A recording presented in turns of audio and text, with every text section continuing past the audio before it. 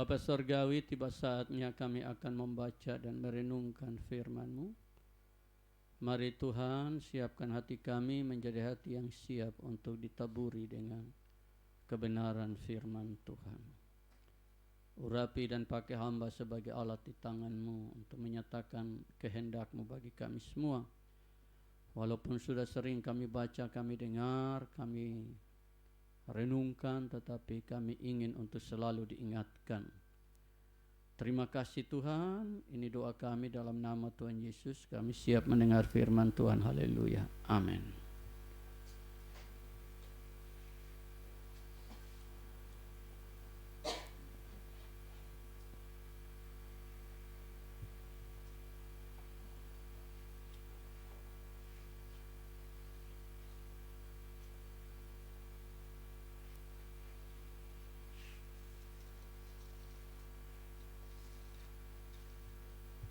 Salam semua.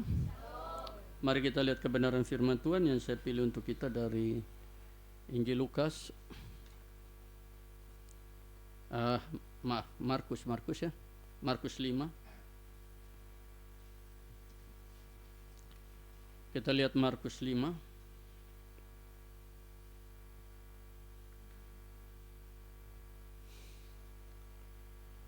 Saya ambil ayat 25 sampai dengan ayat 34 saja. Ada dua kisah di situ, tapi saya ingin fokus pada satu kisah. Markus 5 ayat 25 sampai ayat 34. Kita akan baca berbalas-balasan. Saya duluan.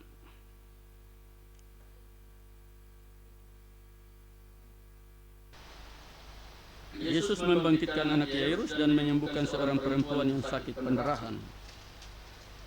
Ayat 25, adalah di situ seorang perempuan yang sudah 12 tahun lamanya menderita pendarahan. 26. Ia telah berulang-ulang diobati oleh berbagai tabib sehingga telah dihabiskannya semua yang ada padanya. Namun sama sekali tidak ada faedahnya. Malah sebaliknya keadaannya makin memburuk. Dia sudah mendengar berita-berita tentang Yesus. Maka di tengah-tengah orang banyak itu ia mendekati Yesus dari belakang dan menjamah jubahnya. 28. Sebab katanya, asal jamah saja jubahnya, aku akan sembuh. Seketika itu juga berhentilah pendarahannya dan ia merasa bahwa badannya sudah sembuh dari penyakit. 30. Pada ketika itu juga Yesus mengetahui bahwa ada darah yang keluar dari dirinya. Lalu dia berpaling di tengah orang banyak dan bertanya, siapa yang menjamah jubahku? Murid-muridnya menjawab, engkau melihat bagaimana orang-orang ini berdesak-desakan dekatmu, dan engkau bertanya, siapa yang menjamah aku? 32. Lalu ia memandang sekelilingnya untuk melihat siapa yang telah melakukan hal itu. Perempuan itu yang menjadi takut dan gemetar ketika mengetahui apa yang telah terjadi atas dirinya, tampil dan tersungkur di depan Yesus dan dengan tulus memberitahukan segala sesuatu kepadanya. 34. Maka katanya kepada perempuan itu, hai anakku, imanmu telah menyelamatkan engkau.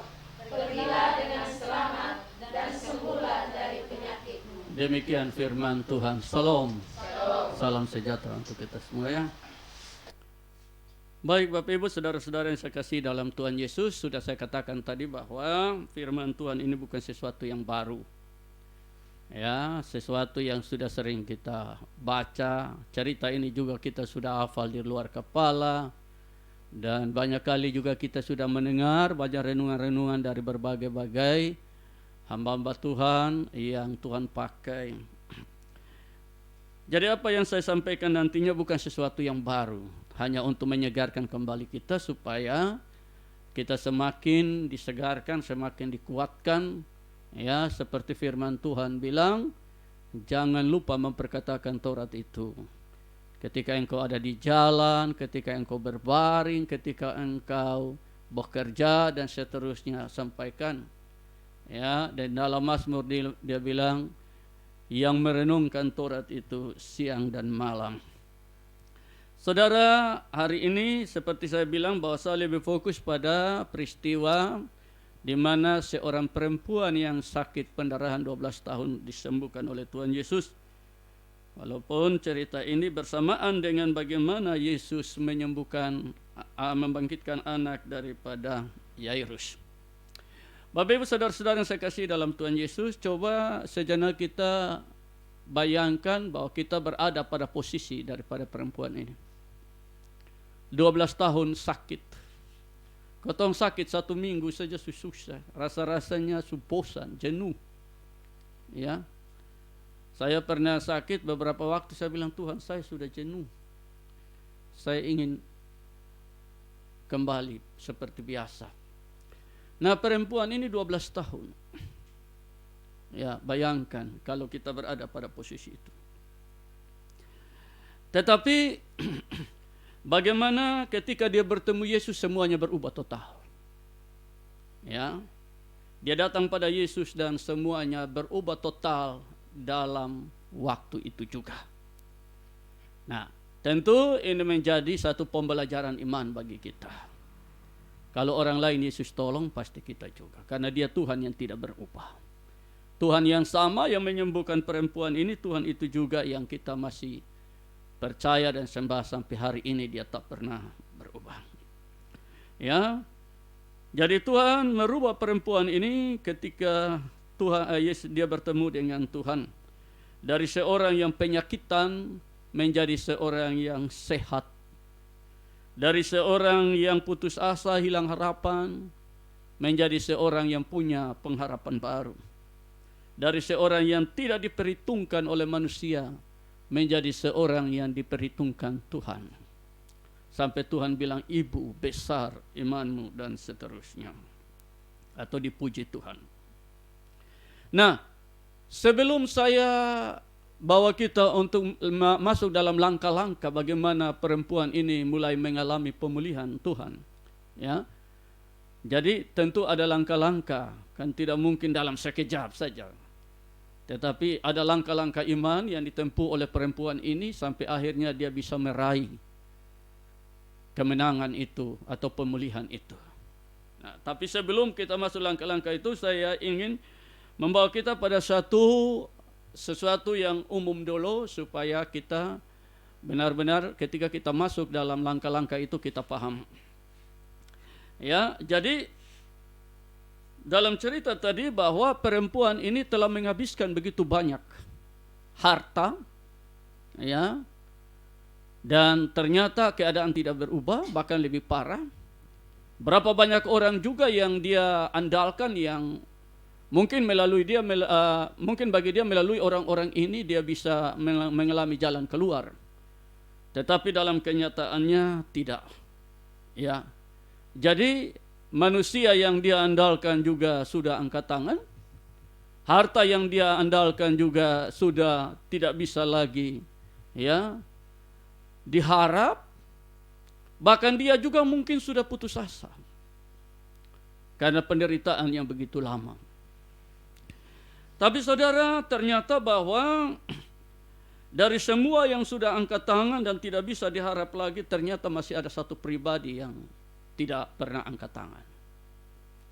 Dan pribadi ini siap turun tangan, ya. Dia tidak pernah angkat tangan dan dia siap turun tangan, dan bersyukur bahwa dia bertemu dengan pribadi ini.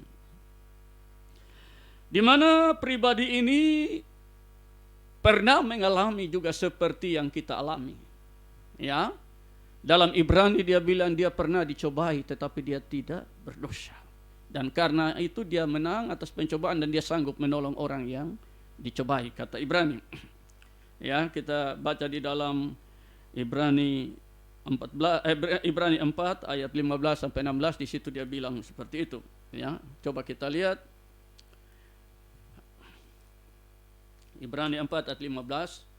Dan imam besar yang kita punya bukanlah imam besar yang tidak dapat turut merasakan kelemahan-kelemahan kita. Sebaliknya sama dengan kita, ia telah dicobai, hanya ia tidak berbuat dosa. Kalau ayat yang berikutnya 16, Sebab itu marilah kita dengan penuh keberanian menghampiri takhta kasih karunia supaya kita menerima rahmat dan menemukan kasih karunia untuk mendapatkan pertolongan kita pada waktunya. Jadi pribadi yang namanya Yesus ini, dia pernah mengalami seperti kita alami. Tapi dia menang atas pencobaan itu dan dia siap menolong setiap orang yang dicobai yang mau datang kepada dia. Dan dia tidak berubah dalam pasal yang ke-13. Yesus Kristus tidak pernah berubah kemarin, hari ini, dan untuk selama-lamanya. Jadi bagi pribadi ini dia, istilahnya saya selalu bilang bahwa tidak ada jalan buntu bagi pribadi ini. Dalam satu masalah tidak pernah dia angkat tangan atau temui jalan buntu. Dia berkuasa atas alam semesta, dia berkuasa atas segala masalah kita. Ya. Dia tidak bisa dibatasi dengan jarak atau waktu. Ya, dia berkuasa atas semuanya. Satu contoh bahwa dia tidak bisa dibatasi dengan jarak. Ada beberapa orang yang datang pada dia seperti perempuan Kanaan itu maupun yang lain. Pernah dia bilang, pulang sudah, lupa anak sudah sembuh. Padahal itu anak ada di rumah sana. Yesus dan orang yang minta itu ada di sini. Tapi memang dia tidak bisa dibatasi dengan jarak. Dan dia omong di sini, sembuhnya di sana, atau jalan keluarnya ada di sana. Tapi dia juga tidak bisa dibatasi dengan waktu. Kita ingat ketika Lazarus sudah mati 4 hari, Yesus datang, Maria Marta bilang apa? Tidak sutar lambat, dia sudah mati 4 hari. Tapi Yesus bilang, beta sudah bilang, bosong kalau percaya bosong akan lihat. Artinya mau 4 hari atau berapa hari, dia tidak bisa dibatasi dengan waktu. Tambah juga perempuan ini sudah 12 tahun, tapi memang pribadi ini tidak bisa dibatasi dengan ruang atau waktu. Dia berkuasa atas segalanya, laut dia belah, sungai dia kasih putus, dan seterusnya. Jadi, pelajaran bagi kita ialah bahwa ketika semua yang kita andalkan dalam hidup ini sudah tidak bisa lagi diandalkan, maka masih ada satu pribadi yang bisa diandalkan, yang tidak pernah menyerah, tidak pernah angkat tangan, dan tidak ada istilah jalan buntu bagi dia. Dan pribadi itu adalah Yesus sendiri. Dan syukur perempuan ini telah bertemu dengan pribadi itu. Yang kedua yang bisa kita belajar dari sini sebelum kita masuk dalam langkah-langkah bagaimana pemulihan terjadi, bahwa memang ada satu kesalahan daripada perempuan ini, tetapi saya rasa itu bukan alasan untuk Tuhan tidak tolong dia. Ya, karena bisa saja dia melakukannya di luar sepengetahuan atau di luar iman. Kita ingat Paulus kan? Dia bilang, saya ini dulu orang paling ganas, orang jahat, tapi saya telah melakukan itu semua di luar iman. Tapi syukur, ya, oleh kasih karunia saya ada sebagaimana saya ada. Nah, yang saya maksudkan ialah begini, bahwa perempuan ini memang ada satu kesalahan, yaitu di mana dia menempatkan Yesus pada terakhir dari semua ketika sudah tidak bisa diandalkan lagi. Jadi tokoh-tokoh seperti tabib menjadi urutan pertama, harta urutan pertama, dan seterusnya. Nanti ketika semua susahnya bisa, baru Tuhan terakhir. Ya, dan memang kenyataannya seperti itu. Tetapi walaupun demikian, itu bukan alasan untuk Tuhan tidak tolong dia. Ya, itu bukan alasan, karena bisa saja dia melakukan itu di luar iman.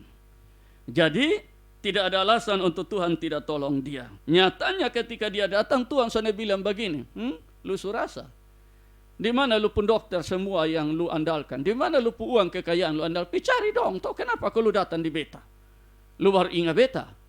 Ternyata tidak seperti itu. Ya, nah tentu timbul pertanyaan, kenapa Yesus mau tolong dia, walaupun Yesus dianggap yang paling terakhir ketika semua sudah tidak bisa diandalkan lagi. Ya, saya melihat paling tidak ada 2 alasan kenapa Yesus mau tolong dia. Yang pertama, bahwa selama Tuhan masih kasih kita hidup, sebenarnya itu waktu untuk kita datang pada Tuhan. Ya, selama Tuhan masih kasih kita hidup, itu waktu yang Tuhan masih kasih untuk kita datang pada Dia. Saya senang itu lagu yang bilang, tak henti-henti dia menanti, tak henti-henti dia menunggu. Tangannya selalu terbuka, menunggu, matanya selalu terbuka, menanti lah begitu. Ya, tak. Atau satu contoh saudara, seperti yang saya sering angkat kisah tentang anak terhilang. Ya, Ketika anak itu pulang, bapak dia sudah siapkan begitu banyak pernyataan-pernyataan yang meyakinkan bapak bahwa dia telah menyesal berubah, tetapi ternyata bapaknya tidak peduli itu. Ya, karena bagi bapaknya tidak peduli berapa lama waktu engkau sudah habiskan dalam dosa, tidak peduli, yang penting hari ini kau kembali, itu sudah cukup, itu belum terlambat bagi engkau. Jadi walaupun perempuan ini telah melakukan kesalahan dengan menomorduakan Tuhan atau Tuhan yang terakhir, tetapi paling tidak dia masih hidup, berarti masih ada kesempatan yang Tuhan kasih untuk dia datang pada Tuhan, dan dia belum terlambat. Karena Pengkhotbah 9 dia bilang, siapa termasuk orang hidup masih ada harapan. Ya, masih ada harapan. Jadi kita tidak bisa komplain bahwa Tuhan tidak bisa tolong dia karena dia sudah nomorduakan Tuhan, tidak seperti itu. Ya. Yang kedua saya melihat dari sini ialah bahwa ada kalanya memang Tuhan izinkan, dalam tanda petik Tuhan izinkan begini, dalam kehendak bebas yang kita miliki, Tuhan hargai. Jadi ada kalanya memang Tuhan izinkan dalam kehendak bebas untuk kita lakukan sesuatu yang sebenarnya Tuhan sudah tahu bahwa itu tidak baik, tapi Tuhan tidak tegur. Atau Tuhan tidak larang. Dalam arti begini, ya, saya kasih contoh misalnya begini. Ketika anak bungsu itu jual semua dia punya harta yang bapak kasih, lalu dia mau keluar rumah tinggalkan bapak. Dalam kisah itu bapak tidak larang dia. Bapak sana bilang, lu jampi, pokoknya lu tidak boleh keluar dari rumah, kesana lu susah dan sebagainya. Bapak tidak kasih keluar satu kata pun dalam kisah yang Yesus angkat ini. Ya, jadi seolah-olah bapak mau bilang bahwa lu sudah, supaya lu bisa bedakan bagaimana di Bapa perumah dan bagaimana di luar Bapa perumah. Bagaimana lu dekat dengan Bapa dan bagaimana lu jauh dari Bapa. Bagaimana lu andalkan harta, ya, dan seterusnya. Jadi seolah-olah Bapa memang izinkan dia untuk dia pergi supaya dia bisa rasakan bagaimana bedanya dengan Bapa dan jauh dari Bapa. Atau saya kasih contoh begini, contoh praktis yang biasa terjadi. Adakala kotong anak-anak ini kalau tinggal terlalu lama dan kotong juga, nanti dong cuci piring saya sudah tahu. Ya, tidur hanya bangun, makan, tidur, bangun, seperti saya punya bungsu itu, saudara. Ya, cuci piring saja tidak tahu, setrika pakaian saja tidak tahu. Ya.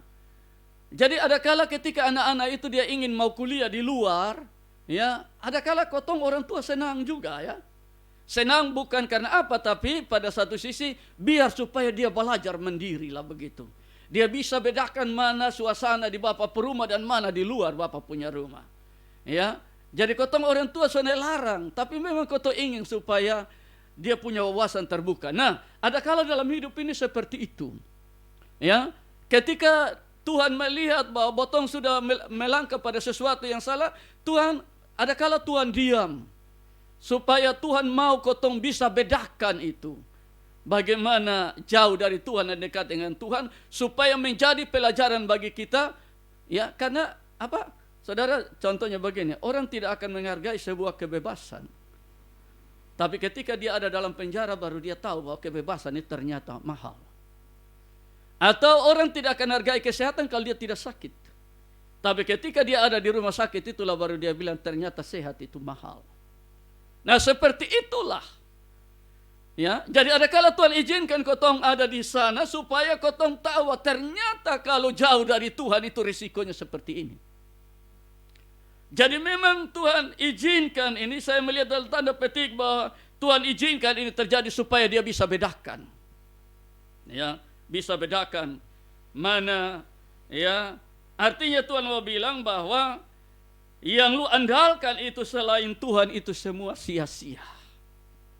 Selain Tuhan itu semua sia-sia. Ya. Jadi Tuhan mau menolong dia supaya dia belajar bahwa ternyata manusia tidak bisa diandalkan, harta tidak bisa diandalkan, apapun juga tidak bisa diandalkan. Ketika saya datang di Yesus, saya alami pertolongan. Ya, saya melihat dari sudut itu. Nah, sekarang kita lihat bagaimana langkah-langkah perempuan ini mulai mengalami pemulihan dari Tuhan. Ya. Kita lihat ayat yang ke-27.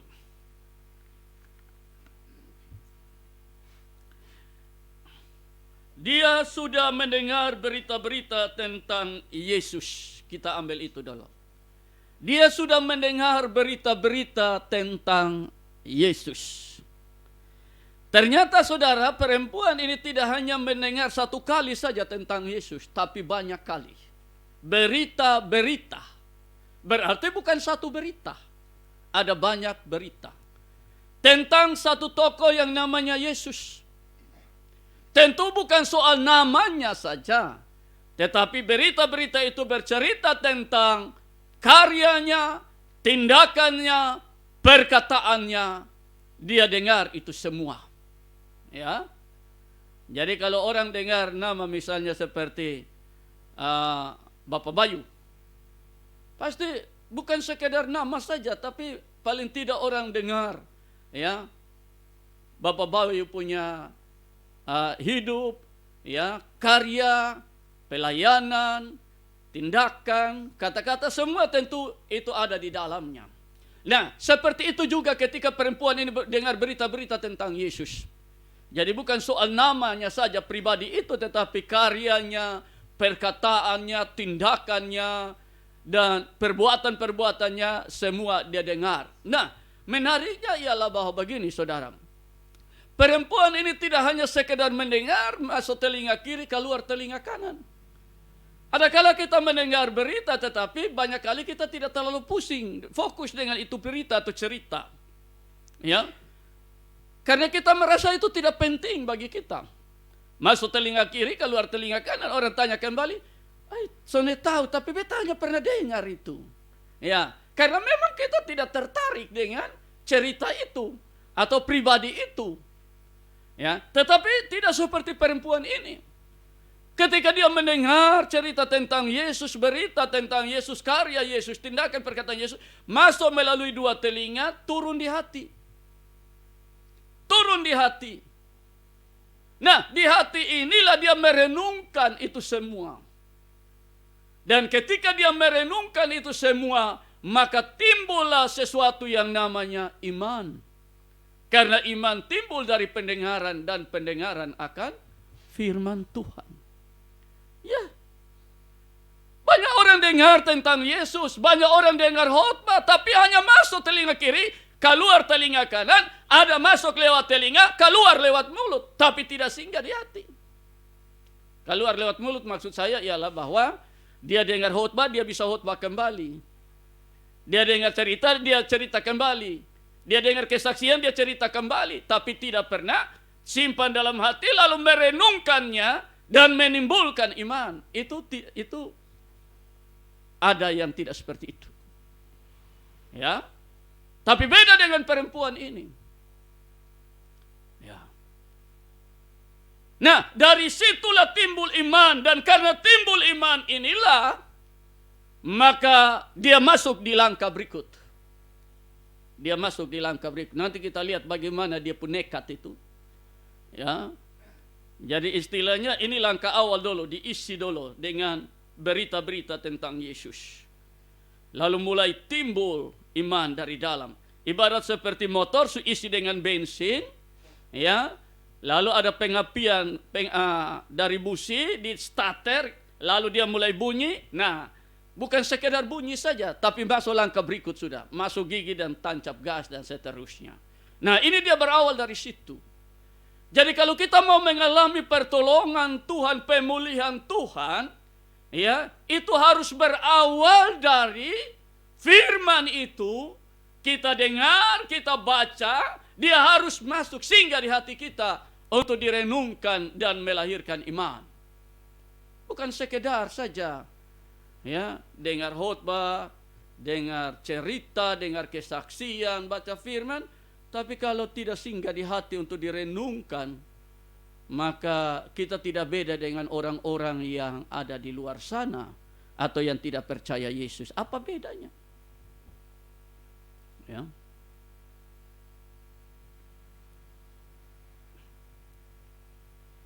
Ya, jadi Roma 10 ayat 17, iman timbul dari pendengaran, dan pendengaran akan firman Kristus. Ketika iman itu mulai timbul, ya, maka dia mulai ambil langkah. Kita lihat kalimat selanjutnya. Dia sudah mendengar berita-berita tentang Yesus. Ya. Jadi dia tidak hanya dengar berita saja tentang Yesus, maka di tengah-tengah orang banyak itu ia mendekati Yesus. Kita ambil di situ dong. Di tengah-tengah kerumunan banyak orang itu dia mendekati Yesus. Bagaimana dia bisa mendekati Yesus di tengah kerumunan orang banyak itu? Sampai dia bisa menjamah jubah Yesus. Tentu ini dorongan dari dalam, yaitu iman tadi. Sebab tanpa iman dia tidak mungkin. Sudahlah. Beta juga harus sadar diri bahwa beta perempuan lemah juga supaya nyakitan begini lagi. Mau kuat berapa deh ini manusia begini banyak ini. Mau lawan berapa karena ya sudah menyerah sudah. Tapi ini perempuan bisa nekat. Ini apa yang bikin dia, dorong dia begitu kuat sehingga dia nekat? Tentu karena iman yang dia dapat dari kekuatan firman yang dia renungkan itu siang dan malam. Ini yang dorong dia tidak tahan. Seperti tadi gas sudah bunyi, tinggal masuk gigi tancap. Apalagi kalau masuk gigi satu, apa yang bisa halangan? Batu juga dia akan naik.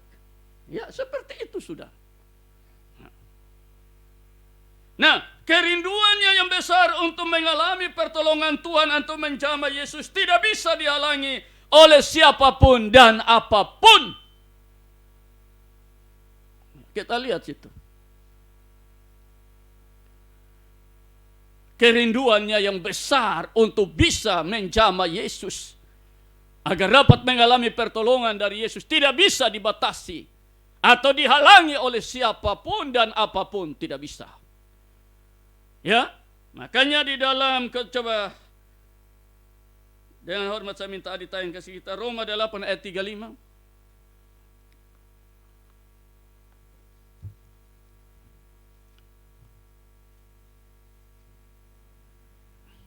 Roma 8.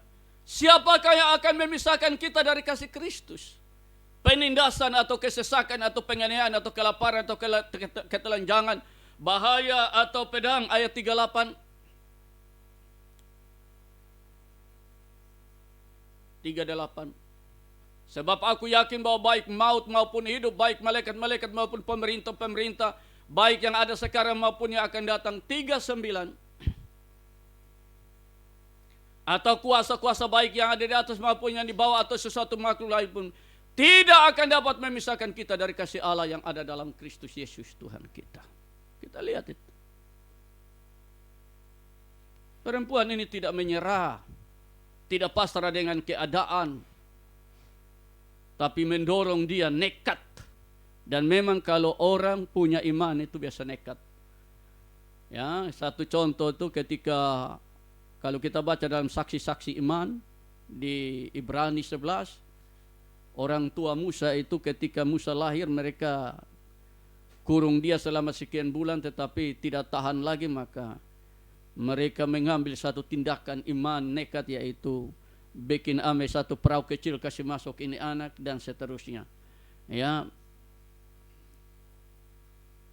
satu tindakan nekat karena iman. Ya. Jadi perempuan ini nekat. Contoh seperti Sakeus. Saya sering angkat contoh Sakeus. Badannya pendek, orang banyak berkerumun, tapi dia tidak mau menyerah dengan keadaan. Ya, kerinduan yang besar untuk mengenal Yesus itu, kata Alkitab, ia ingin mengetahui orang apakah Yesus itu. Dan akhirnya membuat dia nekat untuk naik pohon dan melihat Yesus. Dan Yesus bayar dia punya kerinduan dengan menumpang di rumahnya dan dia dipulihkan.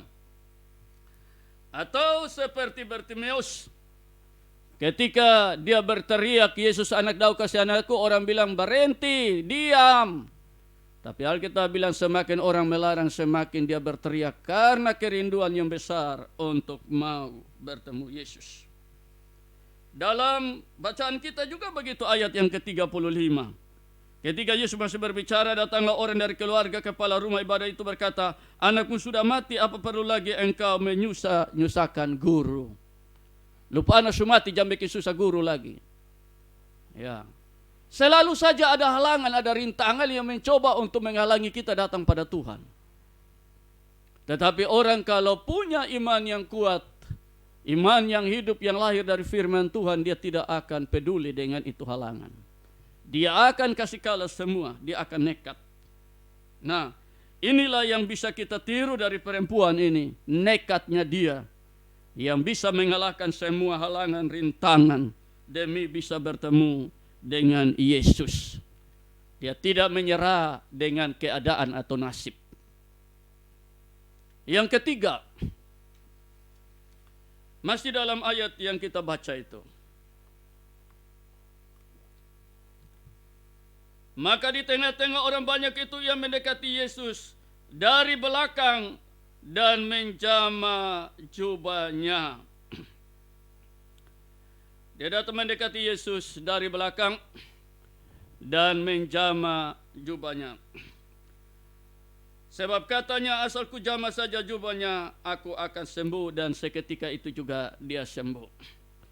Saudara, pelajaran iman yang ketiga yang kita bisa belajar di sini ialah begini. Perempuan ini mengalami kesembuhan ini bukan dalam tanda petik, bukan maksud saya begini. Yesus sebenarnya pasif. Yesus pasif dalam hal ini. Perempuan ini yang aktif.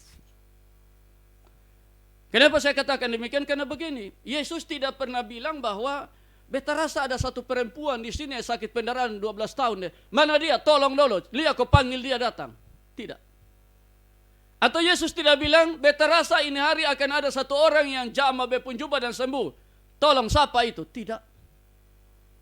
Atau saya kasih contoh begini. Ada kalanya Yesus tawarkan. Yesus aktif. Tawarkan duluan. Contoh. Ketika dia datang di kolam Bethesda, dia tanya ini orang yang lumpuh, maukah engkau sembuh? Yesus tawar. Artinya Yesus yang aktif duluan. Ini orang pasif. Dan singkat cerita ketika dia mau, dia sembuh. Atau ketika orang yang mati sebelah itu, Tuhan Yesus bilang, ulurkan tanganmu. Ketika dia ulurkan tangan, Yesus jama dan sembuh. Jadi ada kala Yesus tawar. Yesus aktif duluan. Tapi dalam kisah perempuan ini, Yesus pasif. Yesus tidak tahu itu. Tapi perempuan ini yang aktif untuk bagaimana mengalami pertolongan Tuhan. Ya. Jadi perempuan ini yang mengambil langkah iman, dan karena iman itulah maka dia mendapatkan kesembuhan daripada Yesus yang memang sumber dari kesembuhan itu. Jadi memang dalam hidup ini seperti itu. Ada saat-saat di mana Tuhan mau kita yang ambil langkah. Atau saya kasih contoh begini.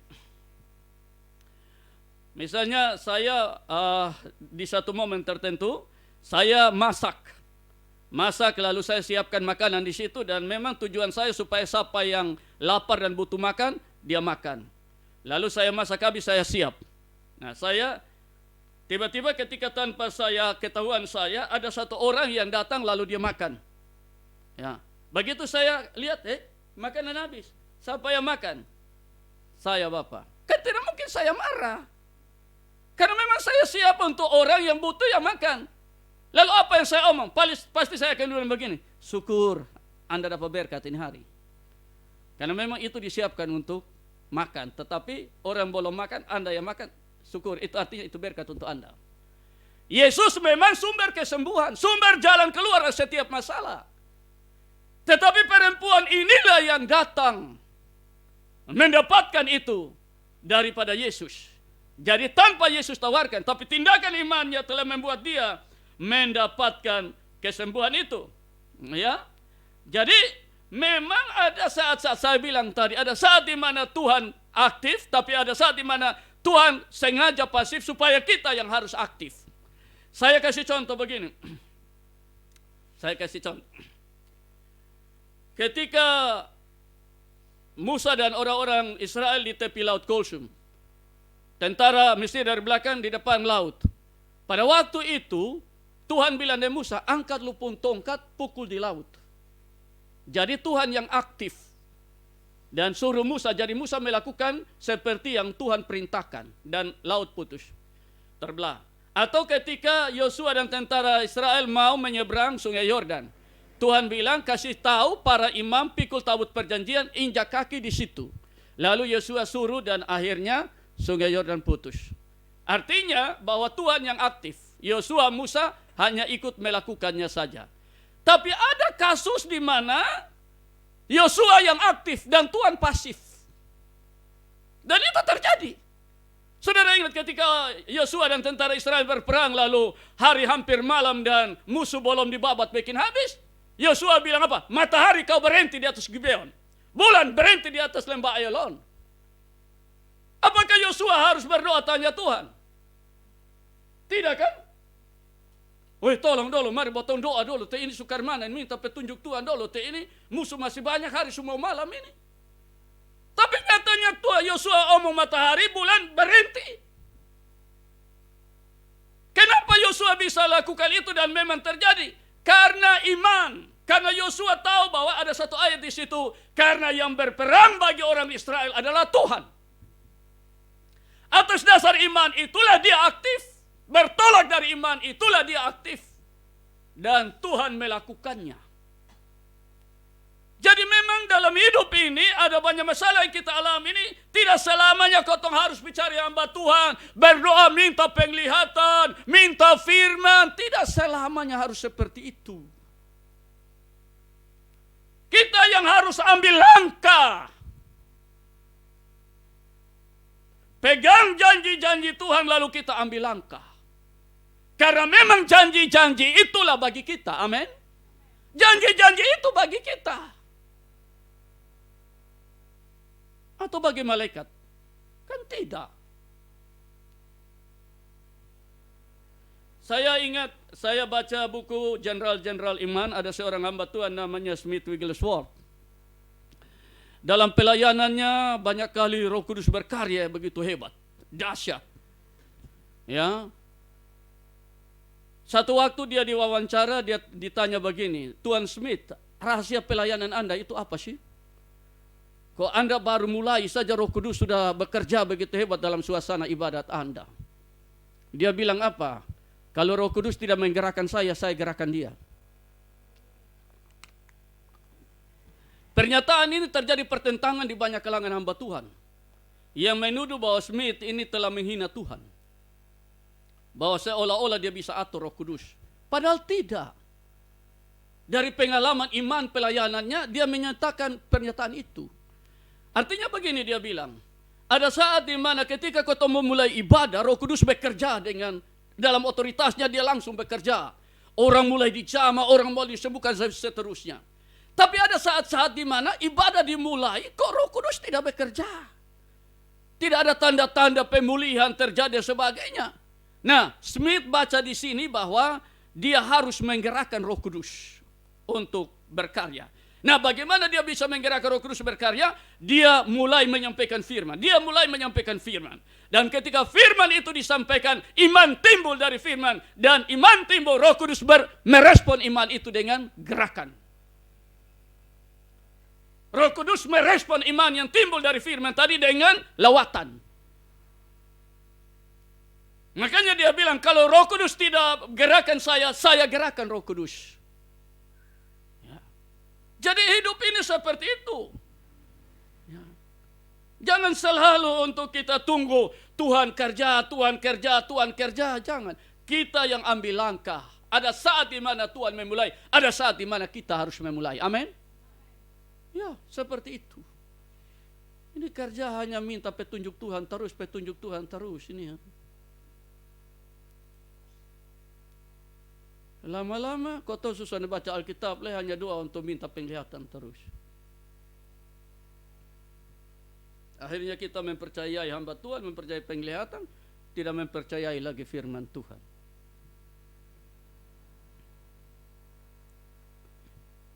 Jadi kesembuhan, jalan keluar, solusi dari masalah yang dihadapi oleh perempuan ini, di mana dia yang aktif. Dan karena aktif itulah dia mendapatkan apa yang disiapkan Tuhan bagi setiap orang yang membutuhkannya. Yang berikut, langkah berikut yang kita bisa belajar dari perempuan ini. Tadi dalam ayat yang ke-27, dia mendekati Yesus dari belakang, ya. Dia mendekati Yesus dari belakang dan dia menjama jubah Yesus. Saudara, kenapa perempuan ini dia bilang begini, tung ko betapi dari depan sah. Tung betapi supaya dari depan ko beta hadang ba itua supaya beta mau omong langsung dengan ba itua sah, muka dengan muka. Supaya beta mau lihat ba itua punya reaksi karena masalahnya nanti kalau beta sone jelaskan dia sone tahu, dan kalau beta dari belakang dia sone kenal beta siapa ini. Ya. Lebih biar beta pihadang di depan sana supaya dia lihat beta lihat dia kenal beta kenal dia bicara beta bicara, dan akhirnya beta bisa dapat solusi. Ternyata tidak seperti itu. Atau paling tidak ya dia angkat tangan tumpang di beta pun kepala lah begitu, atau bagaimanalah. Tidak seperti itu. Dia dari belakang. Dan dia dari belakang bukan dari depan. Yang berikut, dia mau jama jubah Yesus. Jama ujung jubah, bukan jubah secara keseluruhan. Ujungnya saja. Dia jama, bukan dia pegang. Jama beda dengan pegang. Ya. Kalau saya jama ya ini, tapi kalau saya pegang ya beda. Jadi pegang beda dengan jama. Ya. Bagi perempuan ini tidak usah saya pegang, saya jama saja. Tidak usah jubah secara keseluruhan, ujungnya saja. Tidak usah dari depan, belakangnya saja. Ya. Nah, kita lihat saudara. Artinya perempuan ini mau bilang bahwa hidup ini kita jangan atur-atur Tuhan atau konsep-konsep Tuhan. Seolah-olah bahwa kalau Tuhan jama dulu baru sembuh, kalau ada penglihatan dulu baru ada jalan keluar, ada firman yang dikasih melalui hamba Tuhan baru kotong pegang. Saudara, tidak usah kita konsep Tuhan atur Tuhan. Tuhan pasang belakang pun juga Tuhan tahu. Amin. Ujung jubah Tuhan juga sama. Ya. Iman perempuan ini telah membuat dia melakukan perbuatan-perbuatan yang justru melebihi daripada orang-orang kebanyakan. Ini kau tunggu kau tumpang tangan sampai jatuh-jatuh dulu baru sembuh. Atau kalau itu pengkhotbah dia khotbah api-api dulu baru.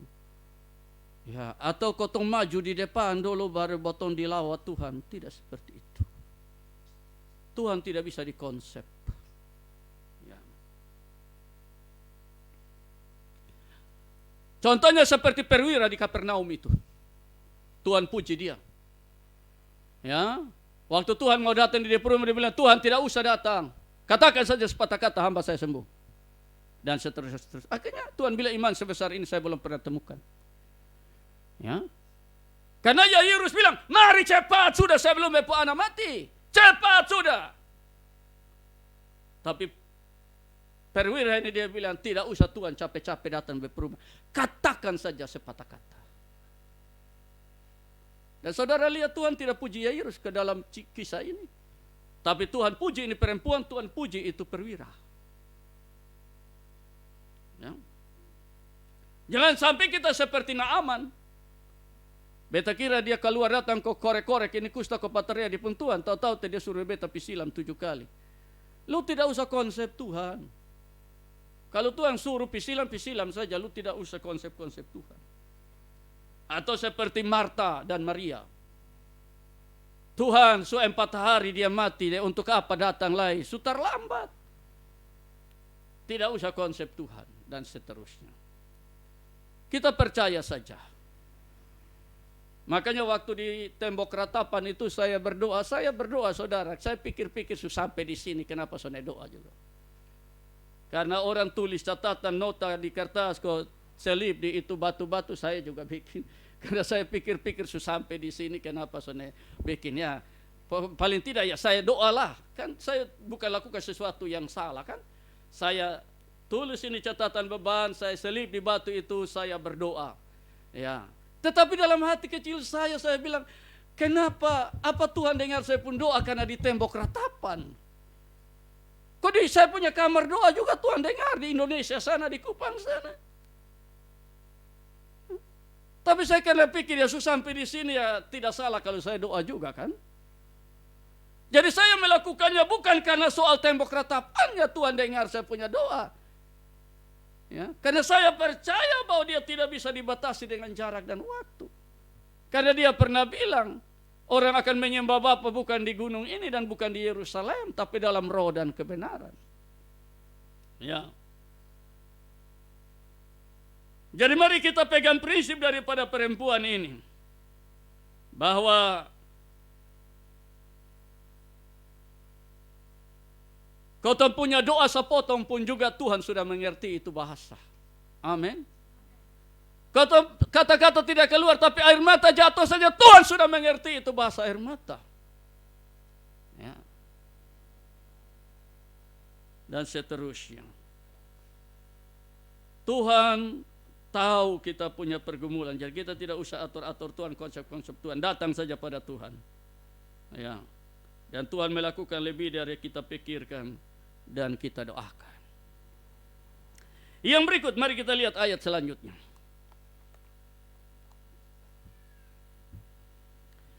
Seketika itu juga berhentilah pendarahannya dan ia merasa bahwa badannya sudah mulai sembuh dari penyakit. Setelah dia berjumpa dengan Tuhan melalui langkah-langkah iman tadi. Pada ketika itu juga Yesus mengetahui bahwa ada tenaga yang keluar dari dirinya. Lalu ia berpaling di tengah-tengah orang banyak dan bertanya, siapa yang menjamah jubahku? Murid-muridnya menjawab, engkau melihat bagaimana orang-orang ini berdesak-desakan padamu, dan engkau bertanya siapa yang menjamah aku? Perhatikan ayat 32. Lalu ia memandang sekelilingnya untuk melihat siapa yang telah melakukan hal itu. Menarik saudara. Yesus tanya, siapa yang jamah beta? Murid-murid bilang manusia berdesakan begini banyak, ini betul mau tahu siapa. Lalu engkau tanya siapa? Kita mau jawab siapa?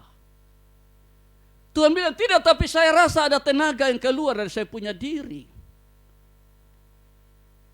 Lalu dalam ayat tadi dia bilang, lalu Yesus berdiri dan dia lihat, saya senang itu. Lalu ia memandang sekelilingnya untuk melihat siapa yang telah melakukan hal itu. Jadi Yesus, pernyataan dari Petrus tadi, Yesus tanya bilang, oh iya ya, maaf ya saya sudah salah tanya, betul banyak orang ini mau tahu siapa ya, oh iya, mari kalau begitu mari betul lanjutkan perjalanan saja, biar sudah siapa yang jamah, tidak, tapi Yesus berdiri dan dia ingin tahu siapa yang menjamah. Nah, disinilah kita melihat saudara, Yesus bukan tidak tahu sebenarnya. Ya. Yesus bukan tidak tahu. Kalau bapak baca di dalam Injil Yohanes di situ dia bilang, tidak usah orang kasih tahu dia apa-apa karena dia tahu apa yang ada di hati manusia. Dia kenal kita semua, dia tahu apa yang tersembunyi. Sebenarnya Yesus tahu siapa perempuan itu, siapa orangnya. Tetapi menariknya ialah bahwa Yesus tunggu. Yesus tunggu. Nah, dalam catatan kecil saya mau tulis bagian saudara.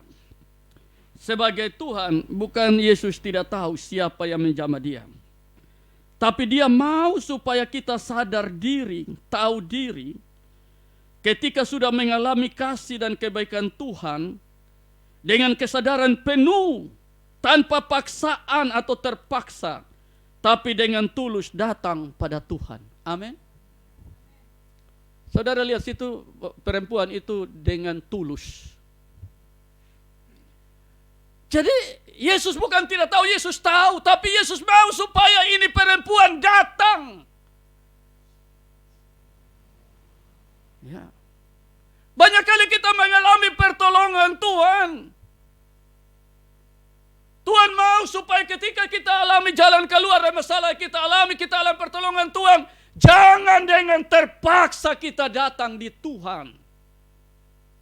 Tapi dengan kesadaran bahwa Tuhan, saya ada sebagaimana saya ada. Saya alami ini semua pertolongan karena Tuhan. Jadi jangan tunggu di doma, lu pergi gereja dulu, itu hari lu mau mati di UGD sana, itu hari orang doa lu sembuh. Keluar lagi sana pergi gereja. Jangan pergi gereja hanya karena orang doma. Tapi lu sadar bahwa kalau bukan Tuhan mangkali ini hari beta sone ada. Amin. Dengan tulus datang. Dan ternyata perempuan ini dia datang. Ya, saya bisa bayangkan posisi Tuhan Yesus ketika dia lipat tangan dan dia lihat siapa yang datang. Padahal dia sudah tahu ini perempuan. Tapi dia tuh ingin lihat kira-kira dia datang ke sonde. Ya. Banyak kali Tuhan tolong harus beton Tuhan diam. Ya. Tuhan diam.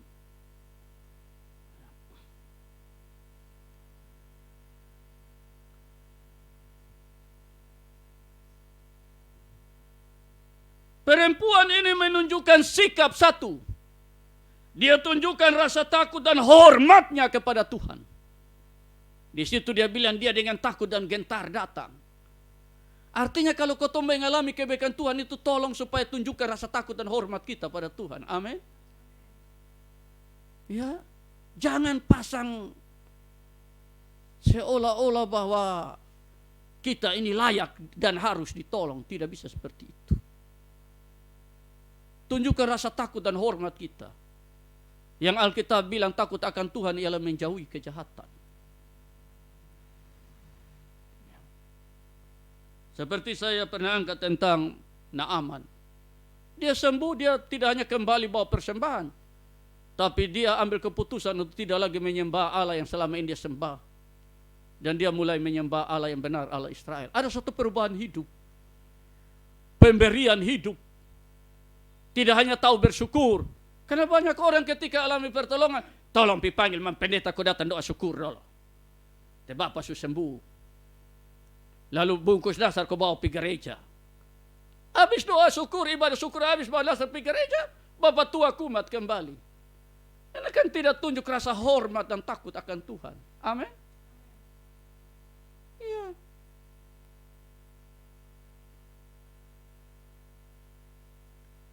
Saya senang itu ayat di situ dia bilang dia tampil tersungkur di depan Yesus dan dengan tulus memberitahukan segala sesuatu kepadanya.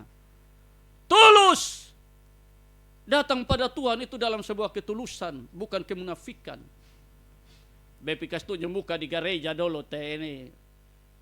Bapak tua su tolong beta. Nah kalau datang ini hanya karena mau kas tunjuk muka sah. Tuhan mau itu lu kasih lupu hidup. Bukan pikas tunjuk muka. Kasih lupu hidup di Tuhan. Itu tulus. Beta sana bisa balas Tuhan punya baik. Beta ingin lakukan sesuatu untuk Tuhan. Ya. Beta ingin melayani Tuhan. Beta mau terima jabatan penatua atau jabatan diaken. Beta mau layani Tuhan. Ya ketulusan. Jadi terima itu pelayanan, terima dan tulus. Bukan karena mau tampil. Ya. Ini banyak kasus itu. Soalnya pilih dia jadi majelis, masalah besar sudah.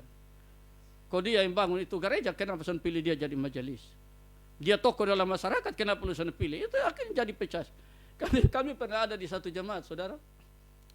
Ini bapak tua di sebelah gereja nih.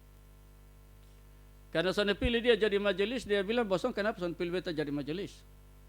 Mam pendeta, pokoknya hari tabis itu beta pi. Bosan sana siap kursi kasih beta depan, beta bawa kursi dari rumah. Iya, pokoknya maksudnya kalau tabi 10 orang kan kursi 10 toh. Dia bilang pokoknya bosan sana siap kursi, beta bawa kursi dari rumah. Harus tabis beta. Terakhir Imam Pendeta bilang apa? Bapak tenang saya, nanti saya tabis. Hanya karena dia merasa dia berjasa di itu gereja. Kenapa saya pilih dia? Ya. Ini kan tidak tulus.